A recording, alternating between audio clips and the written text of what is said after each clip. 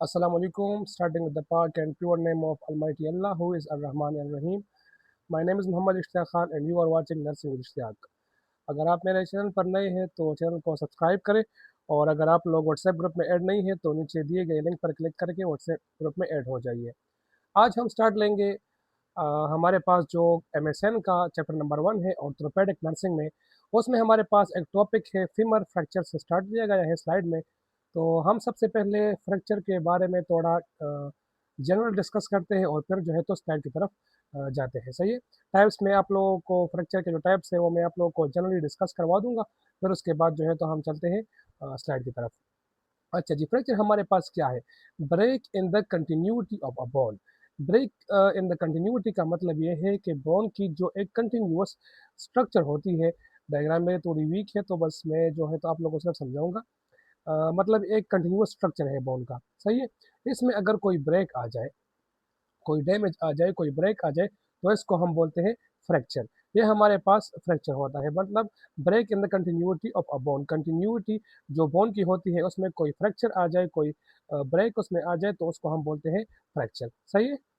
अच्छा जी, टाइप्स में हमारे पास जो पहला टाइप है फ्रैक्चर का, वो स्टेबल फ्रैक्चर जो हमारे स्लाइड में मौजूद नहीं है लेकिन मैंने आप लोगों को लिए लिखा है तो ये आप लोग देख लें। Stable fracture the fracture in which the broken bone ends remain aligned and are not displaced. अच्छा जी, तो स्टेबल फ्रैक्चर हमारे पास वो फ्रैक्चर होता है जिसमें हमारे पास जो बोन के एंड्स होते हैं, मतलब अगर एक एंड ये है और एक एंड ये है तो ये अलाइंड है, मतलब ये जो है तो एक ही सीक्वेंस में है, रिमेन अलाइंड, अपनी जगह से डिस्प्लेस नहीं हुए। और यहाँ पर जो हमारे पास इसका जो टेंडन या लिगामेंट या मसल होता है उसमें फ्रैक्चर नहीं आया होता। वो जो है तो दोनों बोन के अटैच होते हैं, सिर्फ बोन की जो स्ट्रक्चर होती है उसमें जो है तो डैमेज आया होता है। सही है। इसमें जो हमारे पास जो लिगामेंट, टेंडन या बोन है वो स्टेबल फ्रैक्चर में हमारे पास उसकी ब्रोकेज नहीं होती, सिर्फ जो है तो बोन की ब्रेकिंग होती है, बोन के स्ट्रक्चर की, बोन की क्रॉस सेक्शन एरिया की डैमेज होती है, ब्रेक होती है। और जो हमारे पास टेंडन या लिगामेंट या मसल होता है स्टेबल फ्रैक्चर में हमारे पास वो मौजूद होता है। और हमारे पास जो बोन है के दोनों एंड से ये अलाइन होते हैं, जिस तरह पहले ब्रोकिंग से पहले होते हैं उसी तरह होते हैं, लेकिन सिर्फ बीच में ब्रेक आ जाता है। सही है। अच्छा जी, अभी हमारे पास एक टाइप जो है वो है unstable fracture. That fracture in which bone ends are displaced and can not move out of and can move out of alignment. इसका मतलब ये है कि जो हमारे पास बोन के एंड्स है, मतलब एक एंड ये है और एक एंड ये है। सही है। तो ये जो है तो इसमें ब्रेक आ गया तो ये जो है तो अपनी लाइन से अलाइन हो जाते हैं, मतलब बाहर की तरफ या अंदर की तरफ चले जाते हैं और अपनी जो सीक्वेंस, जो उनकी जो अपनी जो स्ट्रक्चर होती है उससे जो है तो ये तजावज़ कर जाते हैं, मतलब बाहर निकल जाते हैं। और इसमें जो है तो ये टेंडन अगर हो या लिगामेंट हो या जो हमारे पास मसल हो, वो भी इसमें ब्रेक हो जाता है, उसमें भी डैमेज आता है अनस्टेबल फ्रैक्चर में। और अगर इसकी मुतज़ाद हम मतलब उसके उल्टा हम देखें स्टेबल फ्रैक्चर में, तो स्टेबल फ्रैक्चर में हमारे पास टेंडन, मसल और लिगामेंट की ब्रेकिंग नहीं होती। अभी हम आ जाते हैं कंप्लीट फ्रैक्चर पर। Complete fracture involves a break across the entire cross section.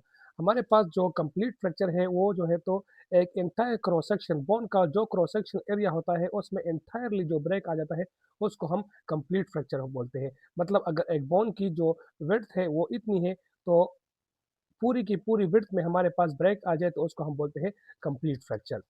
इसके बाद हमारे पास आ जाता है incomplete fracture. The break through only a part of the bone. हमारे पास वो वाला ब्रेक जो बोन के किसी पार्ट में आ जाए और एंटायर क्रॉस सेक्शन में ना आए, उसको हम बोलते हैं इनकम्प्लीट फ्रैक्चर। इसका मतलब ये है कि अगर बोन की विड्थ इतनी है तो अगर उसमें ब्रेक आया है तो मतलब यहाँ तक सही है, और ब्रेक जो आया है वो यहाँ पर आया है। आधे में जो है तो हमारे पास ब्रेक आया है और आधा जो आधे आया से ज़्यादा हमारे पास बचा हुआ है, उसमें कोई ब्रेक नहीं आया, तो इसको हम बोलते हैं इनकम्प्लीट फ्रैक्चर। अभी हमारे पास जो एक और टाइप है वो है कम्यूटेड फ्रैक्चर फ्रैक्चर अच्छा जी, a fracture in which bone has splintered into several bone fragments. हमारे पास जो बोन का स्ट्रक्चर होता है, अगर उसमें ब्रेक आ जाए और वो ब्रेक जो है तो सेवरल फ्रैगमेंट्स में जो है तो डिवाइड हो जाए तो उसको हम बोलते हैं कम्यूटेड फ्रैक्चर। ये स्प्लिंटेड मतलब स्प्रेड होना, सेवरल पार्ट्स में जो है तो ये बोन के जो पार्ट हमारे पास टूटा होता है वो जो है सेवरल फ्रैगमेंट्स में हमारे पास तकसीम हो जाता है। अभी एक और टाइप है एवल्जन फ्रैक्चर। ब्रेक और damage in supporting structure for example tendon, ligament और मसल। अच्छा जी, एवोल्यूशन फ्रैक्चर हमारे पास उस फ्रैक्चर को बोलते हैं कि हमारे पास जो अगर मिसाल के तौर पर हम ये उंगली ले लें, तो हमारे पास ये उंगली सही रहती है, इसकी जो बोन है वो सही रहती है, लेकिन बोन के ऊपर जो टेंडन या मसल या लिगामेंट होता है उसमें ब्रेक आ जाता है। सपोर्टिंग स्ट्रक्चर में हमारे पास जब ब्रेक आ जाए उसको हम बोलते हैं एवोल्यूशन फ्रैक्चर। अच्छा जी, आगे जो हमारे पास है वो है एक ओपन फ्रैक्चर और एक है क्लोज फ्रैक्चर। ओपन फ्रैक्चर में हमारे पास क्या होता है? ओपन फ्रैक्चर में हमारे पास ये होता है कि अगर एक हड्डी है वो टूट जाए तो वो स्किन को टेयर करके बाहर आ जाती है, और जो उसकी जो अपनी अलाइनमेंट होती है उससे वो तजावज़ कर जाती है और वो बाहर निकल जाती है स्किन को टेयर करके। हमारे पास जो मतलब सेवेरिटी होती है वो ओपन फ्रैक्चर की ज़्यादातर होती है, क्योंकि इसमें ब्लीडिंग भी होती है, हमारे पास इन्फेक्शन के चांसेस भी हो, क्योंकि अगर वो स्किन को टेयर करेगा तो इन्फेक्शन तो लाज़मी होगा। इन्फेक्शन के चांसेस होगी, ब्लीडिंग की होगी, ब्लीडिंग के साथ हमारे पास फिर ब्लड लॉस होगा, जिसकी वजह से हमें हाइपोटेंशन वगैरह ये कॉम्प्लिकेशंस हमें यहाँ पर आ सकती है। इसके बनस्बत अगर हम देखें क्लोज फ्रैक्चर को, तो क्लोज फ्रैक्चर हमारे पास हड्डी तो टूट जाती है, लेकिन वो स्किन को टेयर करके बाहर हड्डी नहीं निकलती। इसमें ब्लीडिंग के चांसेस कम होते हैं, अगर होते भी हैं तो वो फिर इंटरनल ब्लीडिंग होती है और वो कम होती है। अच्छा जी, अभी हमारे पास जो और टाइप है वो है कंप्रेशन फ्रैक्चर। कंप्रेशन फ्रैक्चर का जो एग्जांपल है वो हमारे पास है वर्टेब्रल फ्रैक्चर। ये बोन टू बोन जो फोर्स पड़ता है, कंप्रेशन होती है, उस इसकी वजह से जो फ्रैक्चर बनता है उसको हम बोलते हैं कंप्रेशन फ्रैक्चर। मतलब अगर हम ये जो है तो 3 ले लें वर्टेब्रस, सही है? ये वर्टेब्रे भी इस बोन पर फोर्स अप्लाई करें और ये भी जो है तो इसको कंप्रेस करें। तो ये कंप्रेशन की वजह से अगर ये वर्टेब्रे टूट जाए तो इसको हम बोलते हैं कंप्रेशन फ्रैक्चर। कंप्रेशन फ्रैक्चर की एग्जाम्पल हमारे पास जो है वो है वर्टेब्रल फ्रैक्चर। अभी दूसरा हमारे पास डिप्रेस्ड फ्रैक्चर है। डिप्रेस्ड फ्रैक्चर हमारे पास है bone to body. For example इसका एग्जांपल जो है वो है cranium fracture. Depressed fracture is a fracture in which a part of the skull bone is pushed inward toward the brain due to a strong direct impact. अच्छा जी, हमारे पास depressed fracture क्या होता है? डिप्रेस्ड फ्रैक्चर वो fracture होता है जिसमें हमारे पास स्कल के जो बोन है वो पुश्ड हो जाए इनवर्ड, अंदर की तरफ धंस जाए ब्रेन की तरफ, और वो किसी डायरेक्ट इम्पैक्ट की वजह से, फॉर एग्जांपल अगर एक एक्सीडेंट हो जाए, बंदा डायरेक्ट गिर जाए और उसके सर की हड्डी लग जाए, तो उसकी जो अ, अगर वो ज़्यादा इम्पैक्ट से गिरा हो, ज़्यादा पुश से गिरा हो, तो उसकी जो पुशिंग फोर्स जो है तो इनवर्ड बोन पर वो इनवर्ड फोर्स लगती है जो उसको ब्रेन पर लगाते हैं, तो उसको हम बोलते हैं डिप्रेस्ड फ्रैक्चर। डिप्रेस्ड फ्रैक्चर हमारे पास अंदर की तरफ जो प्रेशर लगता है उसको हम बोलते हैं, सही है? अब आ जाता है इम्पैक्टेड फ्रैक्चर। इम्पैक्ट फ्रैक्चर हमारे पास उस फ्रैक्चर को बोलते हैं जो हम बोन टू बोन प्रेशर की वजह से लगता हो। फॉर एग्जांपल एक बोन जो है तो दूसरे बोन पर इतना जो है तो फोर्स अप्लाई करे कि उसमें फ्रैक्चर आ जाए, तो उसको हम बोलते हैं इम्पैक्टेड फ्रैक्चर। इसका एग्जांपल जो हमारे पास बोन्स में मौजूद है वो है फेशियल, कार्पिल और टार्सल्स। ये हमारे पास ये 3 इसके एग्जांपल है, ये हमारे पास इम्पैक्टेड फ्रैक्चर में आ जाते हैं, सही है? क्योंकि ये छोटे-छोटे बोन होते हैं तो एक दूसरे पर फोर्स अप्लाई करते हैं, जिसकी वजह से एक फोर्स की वजह से दूसरा दूसरा जो है तो टूट जाता है, इसके लिए हम उसको बोलते हैं इम्पैक्टेड फ्रैक्चर। एक की इम्पैक्ट की वजह से दूसरा बोन जब टूट जाए तो हम उसको बोलते हैं इम्पैक्टेड फ्रैक्चर। अभी हमारे पास एक टाइप है ओब्लिक फ्रैक्चर। ओब्लिक फ्रैक्चर हमारे पास उस फ्रैक्चर को बोलते हैं कि जब फ्रैक्चर हमारे पास 45 डिग्री के एंगल पर लगे, 45 डिग्री के एंगल पर जो फ्रैक्चर हमारे पास लगे उसको हम बोलते हैं ओब्लिक फ्रैक्चर। ये सीधा नहीं होता बल्कि ये तिरछा होता है, 45 डिग्री के एंगल से हमारे पास बोन में फ्रैक्चर आ जाता है, जिसको हम बोलते हैं ओब्लिक फ्रैक्चर। इसके बाद आ जाता है ट्रांसवर्स फ्रैक्चर। ये इसके ऑपोजिट है। ट्रांसवर्स फ्रैक्चर हमारे पास जो है तो हॉरिजॉन्टल जो ब्रेक आ जाता है बोन में उसको हम बोलते हैं ट्रांसवर्स फ्रैक्चर। ये हमारे पास मोस्टली पैथोलॉजिकल फ्रैक्चर्स होते हैं। पैथोलॉजिकल फ्रैक्चर्स हमारे पास कौन से फ्रैक्चर है? पैथोलॉजिकल फ्रैक्चर हमारे पास वो फ्रैक्चर्स हैं जब हमारे पास किसी न्यूट्रिएंट्स की कमी की वजह से हमारे पास बोन कमज़ोर हो जाते हैं, और या किसी और बीमारी की वजह से हमारे बोन्स कमज़ोर हो जाए, उसको हम बोलते हैं पैथोलॉजिकल कंडीशंस। और पैथोलॉजिकल कंडीशन की वजह से हमारे पास जो फ्रैक्चर कॉज हो जाए उसको हम बोलते हैं पैथोलॉजिकल फ्रैक्चर्स। तो ट्रांसवर्स फ्रैक्चर आप लोगों ने सीख लिया होगा कि ट्रांसवर्स फ्रैक्चर उस फ्रैक्चर को बोलते हैं जो हमारे पास 180 डिग्री के साथ जो बोन में ब्रेक आए उसको हम बोलते हैं ट्रांसवर्स फ्रैक्चर, और जो 45 डिग्री के एंगल पर आए उसको हम बोलते हैं ऑब्लिक फ्रैक्चर। अब आता है स्पाइनल फ्रैक्चर। स्पाइनल फ्रैक्चर हमारे पास एक ट्विस्टिंग फोर्स की वजह से लगता है, अगर हम किसी चीज़ को मोड़े और उसमें जो है तो अ, हमारे पास फ्रैक्चर आ जाए और एस शेप की जो फ्रैक्चर आ जाए उसमें, उसको हम बोलते हैं स्पाइनल फ्रैक्चर।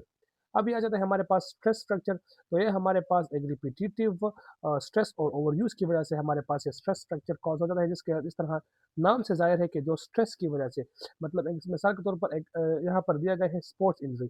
तो स्पोर्ट्स इंजरी का मतलब ये है कि अगर एक स्पोर्ट्समैन है, उसका जो है वो बोन उसका सही नहीं है, और वो फिर भी भाग दौड़ कर रहा है, रनिंग कर रहा है, और उस पर बार बार फोर्स पड़ रहा है, स्ट्रेस बार बार जो है तो उस पर पड़ रहा है, और उसकी जो है तो हड्डी टूट जाए, तो उसको हम बोलते हैं stress fracture.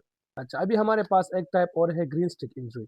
Green stick injury commonly occur in children. ये हमारे पास कॉमनली जो है वो चिल्ड्रन में पाई जाती है। Green stick is a type of incomplete fracture. अच्छा जी, ये इनकम्प्लीट टाइप की एक फ्रैक्चर की एक टाइप है, जिसमें हमारे पास बोन बेंड होता है, लेकिन कम्प्लीटली जो है तो उसमें ब्रेक नहीं आता, और दो पार्ट में डिवाइड नहीं होता। मतलब अगर एक ये बोन है, तो ये दो पार्ट्स में डिवाइड नहीं होता, बल्कि इसमें सिर्फ बेंड आ जाता है। एक बोन जो है वो बेंड हो जाता है। अक्सर आप लोगों ने देखा होगा कि बच्चों के जो बोन्स होते हैं वो सॉफ्ट होते हैं, तो वो मतलब चांसेस उसमें बेंड की ज़्यादा होती है। अच्छा, इसको ग्रीन स्टिक जो है तो क्यों कहा गया है ग्रीन स्टिक, इसलिए इसको कहा गया है क्योंकि ग्रीन स्टिक को भी अगर आप मोड़े तो वो टूटती नहीं है, बल्कि वो सिर्फ बेंड होती है। तो इसी तरह ये फ्रैक्चर भी जो है तो ये बेंडिंग टाइप का एक फ्रैक्चर होता है। अभी जो है तो इसके बाद हम चलते हैं स्लाइड की तरफ, कि स्लाइड में क्या लिखा है वो हम पढ़ते हैं। सही है। अच्छा जी, तो वो एक जनरल ओवरव्यू मैंने आप लोगों को दे दिया कि हमारे पास स्ट्रक्चर क्या होता है। अभी हम स्लाइड में देखते हैं कि स्लाइड में हमारे पास क्या लिखा हुआ है। Fracture, femoral fracture is a break in the femur anywhere along its shape.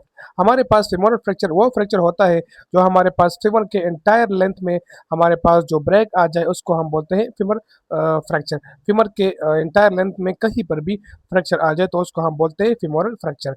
इसके जो टाइप्स है वो हमारे पास ट्रांसवर्स हॉरिजॉन्टल जो है मैंने आप लोग को बता दिया। इसके बाद ओब्लिक डायगोनल मतलब 45 डिग्री के एंगल पर जो होता है। और इसके बाद जो एक टाइप है कम्युनिटेड फ्रैक्चर, मैंने आप लोगों को बता दिया कि उसमें मल्टीपल फ्रैगमेंट्स बनते हैं फ्रैक्चर की साइड पर। सही है। और ये ओपन और क्लोज दोनों हो सकते हैं। ओपन और क्लोज मैंने आप लोग को बता दिया। अच्छा, जिसके कॉजेस हमारे पास जो है वो femoral fracture can occur at any as.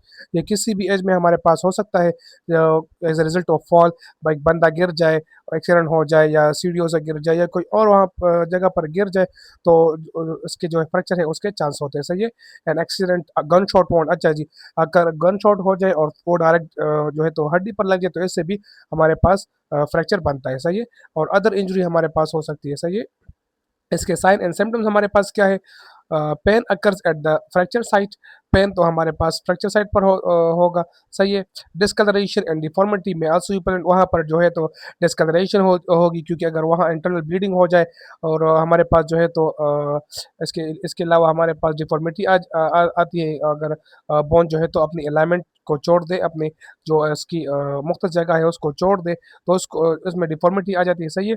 The fractured limb can't bear weight and may be shorten and externally rotated. अच्छा जी, फ्रैक्चर्ड लिम्ब हमारे पास जो होता है वो वजन को बर्दाश्त नहीं कर सकता, और वो छोटा हो जाता है, शॉर्टन हो जाता है, और एक्सटर्नली जो है तो वो रोटेट हो जाता है। सही है। अदर फाइंडिंग्स में इंक्लूड एन ओपन वॉन्ड। हमारे पास जो है तो ओपन वॉन्ड भी हमारे पास हो सकता है ओपन फ्रैक्चर में। सही है। एडेमा हो सकता है और ब्रूजिंग हो सकती है। इसके जो आगे मैंने आप लोगों को फिर एक्सप्लेन किया है एक एक वो जो साइन एंड सिम्टम्स। सही है। लेग फ्रैक्चर्स में produce any or all of the 5 Ps: pain, pallor, paralysis, paraesthesia, numbness. अच्छा जी, ये जो है तो इसके जो है तो साइन एंड सिम्टम्स में हमारे पास 5 पीस है। ये हमारे पास ये जो है तो फ्रैक्चर के साथ ये हो सकते हैं। सही है। पेन, पेन हमारे पास क्यों होगा? Due to bone injury, soft tissue damage, muscle spasm, inflammation, और प्रेशर फ्रॉम स्वेलिंग सॉरी। तो हमारे पास जो बोन इंजरी होता है या सॉफ्ट टिश्यू जो हमारे पास डैमेज हो जाए, मसल स्पासम या इन्फ्लेमेशन की वजह से हमारे पास पेन होता है। सही है। Pain that is severe and not relieved by analgesic may indicate compartment syndrome. अच्छा जी, पेन हमारे पास जो है तो अगर वो सवेयर हो और वो एनाल्जेसिक से हमारे पास ठीक ना हो, तो ये हमारे पास कंपार्टमेंट सिंड्रोम की तरफ जा सकता है। सही है। कंपार्टमेंट सिंड्रोम में आप लोगों को आगे बताता हूँ। सही है। पेल skin caused by reduced arterial blood flow to the affected limb due to vascular injury, swelling, or compression of blood vessels। अच्छा जी, पेनलेस हमारे पास क्यों होगी वहाँ उस जगह पर? क्योंकि वहाँ पर हमारे पास आर्टरी ब्लड फ्लो कम हो जाती है, तो वहाँ पर वेसल्स जो है वो हमारे पास इंजर हो जाते हैं, स्वेलिंग हो जाती है और हमारे पास जो ब्लड वेसल्स है उसकी कंप्रेशन हो जाती है, जिसकी वजह से ये पेल हो जाता है। सही है? पल्सलेसनेस, अच्छा जी, पल्सलेसनेस क्यों हो जाता है? कॉज्ड बाय इंटरप्शन और blockage of artery blood flow from vascular injury, severe swelling or compartment syndrome. This is a late sign of late and serious sign। अच्छा जी, पल्सलेसनेस हमारे पास क्यों होता है? क्योंकि हमारे पास जो है तो ब्लड जो है वेस्कुलर इंजरी की वजह से हमारे पास ब्लड वहाँ पर नहीं पहुँचता, सेवियर स्वेलिंग हो जाती है और हमारे पास कंपार्टमेंट सिंड्रोम हो जाता है, जिसकी वजह से पल्सलेसनेस हो जाती है। सही है? ये हमारे पास लेट होता है, मतलब डायरेक्ट जो है तो वो नहीं होता, एक मतलब अगर एक फ्रैक्चर आज हुआ है तो ये कल परसों अगर उसकी ट्रीटमेंट ना हुई तो ये पल्सलेसनेस की तरफ जा सकता है। सही है? पैरेस्थीसिया हमारे पास क्यों हो? नमनेस और टिंगलिंग हमारे पास ये क्यों होगा? Caused by compression, stretching or injury of peripheral nerves due to swelling, displaced bone fragments और reduced blood supply to nerves। अच्छा जी, हमारे पास ये कंप्रेशन की वजह से होगा, स्ट्रेचिंग अगर हम करें और इंजरी ऑफ पेरिफेरल नर्व्स हमारे पास जब स्वेलिंग की वजह से वो उसकी इंजरी हो जाए और वो जो है हमारे पास उस इंजर हो जाए तो इसकी वजह से हमारे पास नमनेस और टिंगलिंग सेंसेशन होती है। सही है? Paralysis caused by prolong nerve compression, nerve injury और severe ischaemia leading to loss of motor function. हमारे पास पैरालिसिस क्यों होगा? क्योंकि हमारे पास प्रोलॉन्ग नर्व कंप्रेशन हो जाए, जब हमारे पास एक नर्व जो है वो ज़्यादा देर के लिए कंप्रेस हो जाए, नर्व या इंजर हो जाए या उसको इस्कीमिया हमारे पास जब वेस्कुलर इंजरी हो जाए और एक टिश्यू की जो है तो इस्कीमिया हो जाए तो ये हमारे पास मोटर फंक्शन जो है तो वहाँ पर काम करना छोड़ देता है, जिसकी वजह से हमारे पास पैरालिसिस होता है। ये भी एक लेट और सीरियस साइन है। सही है? अच्छा जी, तो अब हमारे पास कंपार्टमेंट सिंड्रोम क्या है? Compartment syndrome is a medical emergency in which increased pressure with in a closed muscle compartment. हमारे पास एक ऐसी मेडिकल इमरजेंसी है कंपार्टमेंट सिंड्रोम, जिसमें हमारे पास प्रेशर जब इंक्रीज हो जाए एक मसल कंपार्टमेंट में, वो ब्लड फ्लो को रिड्यूस करे और नर्व्स को कंप्रेस करे, जो हमारे पास टिश्यू इस्कीमिया और possible permanent muscle and nerve damage का कॉज बनता है। इसको हम बोलते हैं कंपार्टमेंट सिंड्रोम, जो एक मसल कंपार्टमेंट के प्रेशर इंक्रीज होने की वजह से हमारे पास पैदा होता है। एक बार फिर सुन ले, compartment syndrome is a medical emergency. Compartment syndrome हमारे पास वो मेडिकल इमरजेंसी है जिसमें हमारे पास प्रेशर इंक्रीज हो जाता है एक मसल कंपार्टमेंट में और हमारे पास जो है उसकी वजह से ब्लड फ्लो रिड्यूस हो जाती है और नर्व्स जो है वो हमारे पास कंप्रेस हो जाते हैं, जिसकी वजह जिस जो लीड हो जाता है, मतलब जो कॉज बनता है टिश्यू इस्कीमिया का और possible permanent muscle loss, muscle and nerve damage का। सही है? तो ये हमारे पास कंपार्टमेंट सिंड्रोम जो आप लोगों ने ऊपर देखा, तो मैंने एक यहाँ पर एक स्लाइड की तरह उसको ऐड किया। सही है? अच्छा जी, तो अभी हम डायग्नोसिस की तरफ चलते हैं। Diagnosis is based on patient history. Patient history की हम उससे पूछेंगे कि दर्द वगैरह के बारे में, उसकी फॉल के बारे में, अगर वो कहीं गिरा हो, कोई एक्सीडेंट वगैरह उसने किया हो। सही है? फिजिकल एग्जामिनेशन हम उसकी करेंगे और उसके बाद फिर हम एक्सरे की तरफ जाएंगे, जो show type and severity of the fracture, जो हमें टाइप और सेविरिटी जो फ्रैक्चर के बारे में है वो बताए। सही है? अच्छा जी, ट्रीटमेंट जो है यहाँ पर इतना डिटेल से एक्सप्लेन नहीं हुआ, मैंने अपने नोट्स में लिखा है तो वो मैं आप लोग के साथ शेयर करता हूँ। अच्छा जी, ये ट्रीटमेंट है। सही है? कोल्ड थेरेपी, ये हमारे पास ट्रीटमेंट है फीमर फ्रैक्चर की। सही है? Cold therapy is applied to the fracture site. अच्छा जी, कोल्ड थेरेपी हमारे पास अप्लाइड करते हैं हम फ्रैक्चर साइट पे। Ice pack are applied for 15 to 20 minutes every 2 to 3 hours during the first 24 to 48 hours.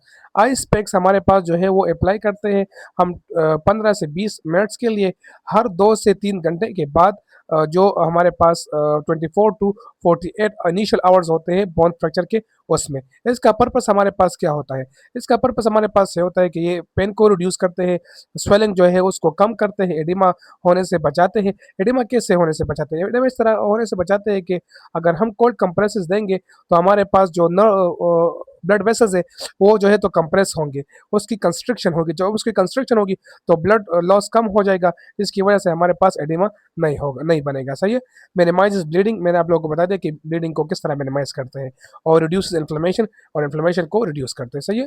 दूसरा हमारे पास जो इसका ट्रीटमेंट है वो है an opioid analgesic and a muscle relaxant are given to relieve pain. An opioid analgesic हमारे पास दिया जाता है और एक मसल रिलैक्सेंट, ताकि उसका जो पेन है वो रिलीफ हो। अभी ओपियोइड एनाल्जेसिक्स हमारे पास इसके एग्जांपल्स जो है वो है मोर्फिन एंड ट्रामाडोल, जो हम यूज़ करते हैं सेवियर पेन को कंट्रोल करने के लिए। सही है। Muscle relaxant reduces muscle spasm around the fractured bone, making the patient more comfortable। और जो हमारे पास मसल रिलैक्सेंट्स होता है वो हम देते हैं कि वो मसल स्पैसम को कम करे, जो सॉरी अराउंड द जो हमारे पास जो फ्रैक्चर्ड बोन हो, और पेशेंट को जो है कंफर्टेबल फील करवाए मसल रिलैक्सेंट देने देने से। सही है। हमारे पास जो थर्ड ट्रीटमेंट है वो है if the patient has an open fracture और has undergone surgery to correct the fracture and antibiotic is administered, tetanus prophylaxis may also be required. अच्छा जी, अगर हमारे पास एक ओपन फ्रैक्चर है या जो पेशेंट है वो सर्जरी करवा कर आया है, तो हमें चाहिए कि हम उसको एंटीबायोटिक एडमिनिस्टर करें। एंटीबायोटिक एडमिनिस्टर करने का जो हमारे पास फ़ायदा है वो इन्फेक्शन होने से बचाएगा। सही है। टेटनस प्रोफाइलैक्सिस जो है वो आल्सो भी रिक्वायर्ड, वो भी रिक्वायर्ड है। सही है। Antibiotics help prevent infection because the bone and surrounding tissues are exposed। Antibiotics हम क्यों देते हैं? ताकि जो इन्फेक्शन हो वो ना हो, क्योंकि बोन और सराउंडिंग टिश्यू है वो एक्सपोज होते हैं और इन्फेक्शन के चांसेस हमारे पास ज़्यादा होते हैं। टेटनस प्रोफाइलैक्सिस ये हम क्यों देते हैं? ये एक वैक्सीन है, टेटनस वैक्सीन और टेटनस इम्यूनोग्लोबुलिन। ये हम इसलिए देते हैं is given if the wound is contaminated और the patient vaccination status is incomplete. ये हम तब देते हैं जब हमारे पास पेशेंट की जो है तो वैक्सीनेशन स्टेटस कंप्लीट ना हो, हमने उसके जो हिस्ट्री ली होती है और वो उसमें हमें पता चल जाए कि हमारे पास जो है तो इसकी वैक्सीनेशन स्टेटस कंप्लीट नहीं है, तो हम टेटनस प्रोफाइलैक्सिस पर उस केस में देते हैं। अच्छा जी, अब हमारे पास जो ट्रीटमेंट है वो है reduction of the fracture. Reduction of the fracture restores the displaced bone segment to their normal position. Reduction हमारे पास वो प्रोसेस है जो हमारे पास डिस्प्लेस्ड बोन सेगमेंट्स को नॉर्मल पोजीशन में ले आता है। Reduction means realigning the broken bone fragments to their correct anatomical position. Reduction हमारे पास उस प्रोसेस को बोलते हैं जिसमें हमारे पास जो बोन की जो असली एनाटॉमिकल पोजीशन होती है हम बोन को उसी में ले आते हैं, उस प्रोसेस को हम बोलते हैं रिडक्शन। ये हमारे पास क्लोज्ड भी हो सकती है और ओपन भी हो सकती है। Close reduction bone is aligned without surgery. Bone हमारे पास अलाइंड होती है विदाउट सर्जरी। हम जैसे मिसाल के तौर पर जो प्लास्टर वगैरह हम लगाते हैं बोन को, उसको बोलते हैं हमारे पास क्लोज्ड रिडक्शन। और ओपन रिडक्शन हम उसको बोलते हैं कि जो हमारे पास सर्जिकल जो है तो ओपन की जाती है और उसके बाद जो प्लेट्स वगैरह लगाते हैं, स्क्रूज लगाते हैं या जो रोड्स वगैरह बोन को अलाइन करने के लिए लगाते हैं, उसको हम बोलते हैं ओपन रिडक्शन। पर्पस हमारे पास क्या है? Restore normal bone alignment, promote proper healing, improve limb function और प्रिवेंट डिफॉर्मिटी। अच्छा जी, हमारे पास जो ट्रीटमेंट के जो फोर वो है तो ये जो है तो आसान करके लिखे गए हैं। कोल्ड थेरेपी हमारे पास पेन को रिड्यूस करते हैं और स्वेलिंग को रिड्यूस करते हैं। एनाल्जेसिक्स और मसल रिडक्शन जो हमारे पास पेन और मसल स्पैसम को खत्म करते हैं या रिलीव करते हैं। एंटीबायोटिक और टेटनस प्रोफाइलैक्सिस हमारे पास इन्फेक्शन को प्रिवेंट करते हैं ओपन फ्रैक्चर्स में। और फ्रैक्चर रिडक्शन हमारे पास जो है वो restore normal bone alignment for healing.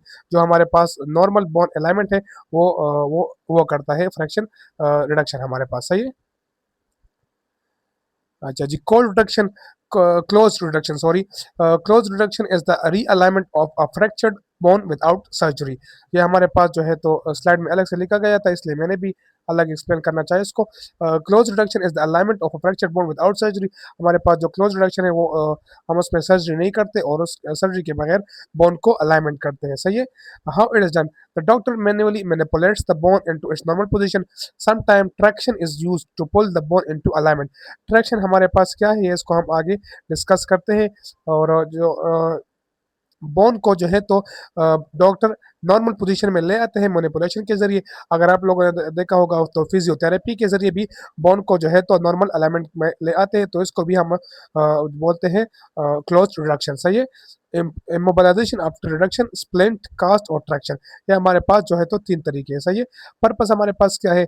Restore normal bone alignment, promote proper healing और reduce pain and prevent further injury. Open reduction हमारे पास अब क्या है? Open reduction is the surgical realignment of a fractured bone.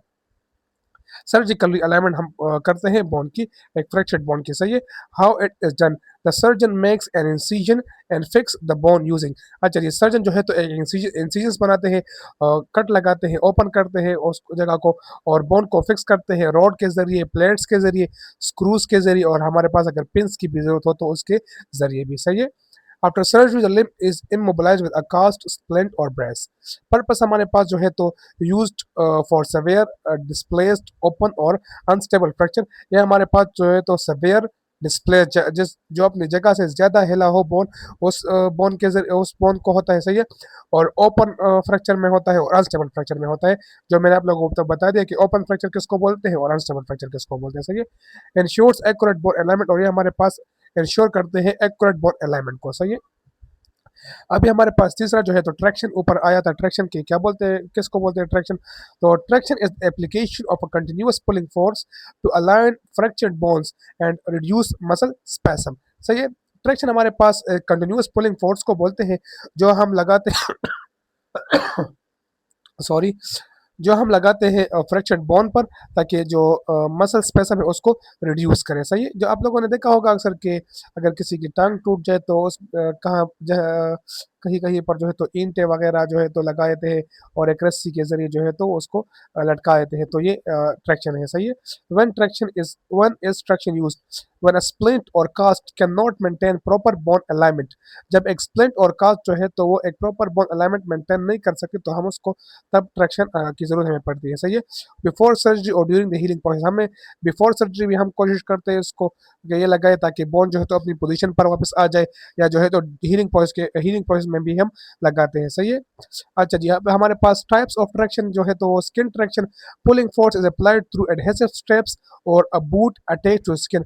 हमारे पास जो skin traction है इसमें एक पुलिंग पुलिंग फोर्स जो हम लगाते हैं, एडहेसिव स्ट्रैप्स और बूट अटैच टू स्किन, और बूट के जरिए जो स्किन के अटैच होती है, सही है। Skeletal traction, a metal pin is inserted into the bone. एक मेटल पिन जो है वो इंसर्ट होती है बोन में, और weight and pulleys provide continuous traction, और उसके साथ वेट और पुलिस को जो है तो अटैच करते हैं जो कंटिन्यूअस ट्रैक्शन को प्रोवाइड करते हैं, सही है। अभी हम अब स्टार की तरफ वापस मूव करते हैं। अच्छा जी, हमने यहाँ पर छोड़ा था। अच्छा, अब जो है तो नर्सिंग इंटरवेंशंस ट्रीटमेंट, ये 2 स्लाइड्स है लेकिन मैंने आप लोगों को थोड़ा सा एक्सप्लेन किया, सही है। नर्सिंग इंटरवेंशन हमारे पास क्या होगी फेमोरल फ्रैक्चर में? Perform neurovascular checks which will provide data need to formulate a care plan. अच्छा जी, न्यूरोवेस्कुलर चेक्स हमारे पास जो है वो 5 पीस जो है पेन, पेरेस्थीसिया और जो पैरालिसिस वगैरह, जो 5 पीस है उसको हम बोलते हैं न्यूरोवेस्कुलर चेक, जिसमें हम नर्व्स और वेसल्स को चेक करते हैं, सही है। तो ये हम परफॉर्म न्यूरोवेस्कुलर चेक हम करते हैं ताकि हमें जो है तो एक केयर प्लान फॉर्मुलेट करने में आसानी हो, सही है। Assess vital signs and monitor the patients for sign of shock because significant blood loss may occur with a femur fracture। अच्छा जी, हमें जो है तो वाइटल साइंस को असेस करना है और मॉनिटर करना है पेशेंट्स को साइन ऑफ शॉक, देखना है कि उसको शॉक के साइंस तो नहीं आ रहे हैं, क्योंकि जो है तो ब्लड लॉस ज़्यादा होती है फेमर फ्रैक्चर में, जिसकी हमारे पास जो यहाँ पर वेसल्स की ब्रेकिंग की वजह से एडिमा वगैरह बनता है और ब्लड लॉस ज़्यादा होता है, तो जिसकी वजह से हमारे पास शॉक के चांसेस होते हैं, सही है। तो हमें पेशेंट को उसके लिए असेस करना है। Assess the patient for science of fat metabolism. अच्छा जी, अब फैट मेटाबॉलिज्म हमारे पास जो है तो फैट मेटाबॉलिज्म एक सिंड्रोम है जिसमें हमारे पास अगर एक हड्डी टूट जाए और बोन मैरो से हमारे पास फैट जो है वो ब्लड स्ट्रीम में एंटर हो जाए और ब्लड स्ट्रीम में जाकर वो एम्बोलिज्म को काज करे, तो इसको हम बोलते हैं फैट एम्बोलिज्म सिंड्रोम। ये हमारे पास इंक्लूड इसके जो साइन एंड सिम्टम्स है फैट एम्बोलिज्म सिंड्रोम के, वो हमारे पास कंफ्यूजन है, dyspnoea, hypotension, petechiae on the trunk, tachycardia and tachypnea which can occur following the fracture of a long bone, सही है, समझ आ गई। अप्लाई कोल्ड पैक्स, हमारे पास फोर्थ जो हमारे पास नर्सिंग इंटरवेंशन है, apply cold packs to fracture site, cold causes vasoconstriction which decreases bleeding and edema and lessens pain। ये मैंने आप लोगों को पहले भी एक्सप्लेन कर दिया। Check and maintain the traction setup if used. अच्छा जी, चेक करें और मेंटेन करें ट्रैक्शन सेटअप को अगर वो यूज हो, सही है। Provide good cast care to prevent skin breakdown and other complication. हमारे पास अगर कास्ट लगा हो तो उसको भी हमने जो है तो गुड कास्ट केयर प्रोवाइड करना है ताकि स्किन की ब्रेकडाउन ना हो और अदर कॉम्प्लिकेशन हमारे पास ना हो। Provide appropriate post operative care, अगर हमारे पास सर्जरी हो चुकी हो तो पोस्ट ऑपरेटिव केयर हमने प्रोवाइड करना है। Keep the fractured leg elevated on a pillow to reduce oedema by increasing venous return. अच्छा जी, तो हमारे पास एलिवेटेड जो हमारे पास फ्रैक्चर्ड लेग है उसको हमने एलिवेट करना है एक पिलो के मदद से कि हमारे पास वहाँ पर एडिमा ना बने और जो विनस ब्लड है वो वापस रिटर्न हो। सही है। Apply cold therapy reduces bleeding and oedema, वही बात यहाँ भी आ गई। Help the patient sit on a chair with his leg elevated. अच्छा जी, पेशेंट को हेल्प करे कि वो एक चेयर पर बैठे और उसके जो लेग है उसको एलिवेट करे। Upright position increase peripheral circulation, upright position में उसको बिठाए क्योंकि जो है ये जो है तो पेरिफेरल सर्कुलेशन को इंक्रीज करता है और एडिमा को डिक्रीज करता है। नर्सिंग इंटरवेंशन जो हमारे पास और है वो help the patient use an ambulatory aid when prescribed, weight bearing is restricted until some bone union occurs. अच्छा जी, एम्बुलेटरी एड हमारे पास पेशेंट को जो है तो उसमें हेल्प करना चाहिए अगर उसको प्रिस्क्राइब्ड हो। एम्बुलेटरी एड हमारे पास क्या है? एम्बुलेटरी बैग हम उस चीज़ को बोलते हैं जिसकी अगर किसी की हड्डी टूट जाए और वो किसी सपोर्ट के ज़रिए वो चलता हो। हमारे पास जो स्टैंड वगैरह होते हैं, अक्सर आप लोगों ने देखा होगा, जो चल नहीं सकते तो उनके एक स्टैंड बनता है। यहाँ पर मैंने पिक्चर नहीं लगाई, सॉरी। मैं आप लोगों के साथ वो पिक्चर ग्रुप में शेयर कर दूंगा फिर उसके। और इसके अलावा जो मतलब डांगोरे हम पश्तो में बोलते हैं उसको, जो पेशेंट यूज़ करते हैं जिसकी टांग वगैरह टूट जाए ना तो वो यूज़ करते हैं, उसको हम बोलते हैं ambulatory aid. administer an appropriate analgesic or monitor the use of a patient controlled analgesia, वो मैंने पहले डिस्कस कर दिया। encourage the patient to perform leg and foot exercises to maintain muscle and joint strength and decrease venous stenosis। अच्छा जी हाँ, patient को encourage करें कि वो लेग और फुट जो है तो वो एक्सरसाइज करे ताकि मसल और जॉइंट स्ट्रेंथ जो है वो मेंटेन रहे और जो वेनस स्ट्रेसेस है, मतलब जो वेनस का जो ब्लड है वो स्ट्रेस ना हो बल्कि वो मूव करता रहे। सही है। Change dressings as needed. अच्छा जी, ड्रेसिंग अगर हमारे पास हुई हो आफ्टर सर्जरी तो उसको चेंज करें अगर उसकी ज़रूरत हो। Use strict and aseptic technique हम यूज़ करें। एडमिनिस्टर एंटीबायोटिक इफ प्रिस्क्राइब्ड, अगर एंटीबायोटिक प्रिस्क्राइब हो तो वो एडमिनिस्टर करें। The patient is susceptible to wound infection and possibly osteomyelitis. Provide good pain care by cleaning the insertion site daily with the chlorohexidine solution and assess pin site for site of signs of inflammation and infection। अच्छा जी, good pin care provide करे, cleaning करे इंजर्शन site की। क्लोरोहेक्सिडिन solution जो हमारे पास एक chemical है उससे हमें जो है तो इंजर्शन साइट की क्लीनिंग करनी चाहिए। सही है। Assist the patient for science of compartment syndrome, जो मैंने आप लोगों को पहले बता दिया। एंड इज अनरेटिंग एंड कंट्रोल वजह से ये मैंने आप लोगों को पहले ऊपर एक्सप्लेन कर दिया। सही है। Monitor fluid intake and output to ensure fluid balance, fluid intake और आउटपुट को जो है तो मॉनिटर करे फ्लूइड बैलेंस को मेंटेन करने के लिए। सही है।